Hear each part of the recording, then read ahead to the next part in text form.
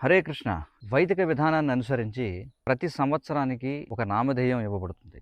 ప్రభవ, విభవ ఈ విధంగా 60 సంవత్సరాలకు 60 నామధేయాలు ఇవ్వబడ్డాయి. మరి ఈ సంవత్సరం శ్రీ పరాభవనామ సంవత్సరం. ఈ పేరు వినగానే చాలామంది ఈ సంవత్సరం మనకి దురదృష్టాన్ని తీసుకొస్తుందేమో అని దిగులు చెందుతూ ఉంటారు. కానీ వికృతనామ సంవత్సరం కావచ్చు, ఖరనామ సంవత్సరం కావచ్చు, పరాభవనామ సంవత్సరం కావచ్చు, ఏ సంవత్సరమైనా ఎల్లప్పుడూ కూడా విజయాన్నే పొందాలి అంటే దానికి ఒక చక్కటి మార్గం కలియుగంలో శ్రీకృష్ణ భగవానుని యొక్క భక్తావతారమైనటువంటి శ్రీ చైతన్య మహాప్రభు మనకి అందిస్తున్నారు. ఆ విశేషాలు ఏమిటో చూద్దాం. శ్రీ చైతన్య చరితామృతం అంత్యలీల 20వ అధ్యాయంలో 12వ శ్లోకం. చేతోదర్పణ మార్జనం భవమహా దావాగ్ని నిర్వాపణం శ్రేయ కైరవ చంద్రికా వితరణం విద్యావధూ జీవనం ఆనందాంబుదివర్ధనం ప్రతిపదం పూర్ణామృతాస్వాదనం సర్వాత్మ స్నపనం పరం విజయతే శ్రీకృష్ణ సంకీర్తనం. దాని అర్థం ఏమిటో చూద్దాం. కృష్ణనామ సంకీర్తనకు సకల జయమగుగాక.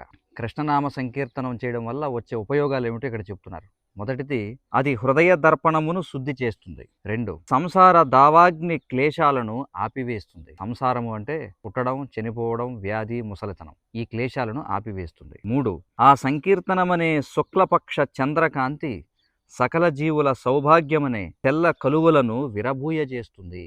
అంటే జనులందరి యొక్క సౌభాగ్యాన్ని వృద్ధి చేస్తుంది. 4, ఈ కృష్ణనామ సంకీర్తనమే అన్ని విద్యలకు ప్రాణము వంటిది. ఈ కృష్ణనామ సంకీర్తనం చేసేవాడు అన్ని విద్యలను తెలుసుకున్నవాడవుతాడు. 5, కృష్ణనామ సంకీర్తనము దివ్య జీవన ఆనంద సాగరమును వృద్ధి చేస్తుంది. మరి ఈ నామ సంకీర్తనం చేయడం వలన దివ్య జీవన ఆనంద సాగరము వృద్ధి అవుతుంది. అది ఎల్లరకు చల్లదనాన్ని కలిగిస్తుంది. ఇది 6వ ఉపయోగం. అందరికీ నిజమైనటువంటి శాంతిని కలుగజేస్తుంది. అడుగడుగున అమృతాస్వాదనము కూరుస్తుంది.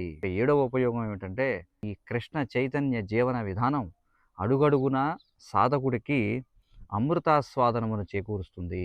ఆ విధమైనటువంటి కృష్ణనామ సంకీర్తనకు సకల జయమగుగాక అని చెప్పారు. అంటే ఎవరైనా సరే జాతి, కుల, మత భేదాలకు అతీతంగా ఈ కృష్ణనామ సంకీర్తన ఉద్యమాన్ని స్వీకరించినట్లయితే 4 విధి నియమాలు, మద్యం, మాంసం, జూదం, వ్యభిచారం అనే వాటికి దూరంగా ఉంటూ కృష్ణనామ సంకీర్తనం చేస్తూ భగవద్గీత, భాగవతం, రామాయణాది గ్రంథాలను శ్రవణం చేస్తూ భగవత్ సేవలో నిమగ్నమైన వారు ఏ సంవత్సరమైనా, ఏ యుగమైనా, ఏ దేశమైనా, ఏ కాలమైనా, ఏ పరిస్థితి అయినా సరే వారు పరాజయాన్ని పొందరు. మరి ఈ పరాభవనామ సంవత్సరాన్ని విజయీభవనామ సంవత్సరంగా మార్చుకోవాలనుకుంటే వెంటనే కృష్ణ చైతన్య జీవన విధానాన్ని స్వీకరించండి. సంపూర్ణ వివరాల కోసం శ్రీ చైతన్య చరితామృతాన్ని చదవండి.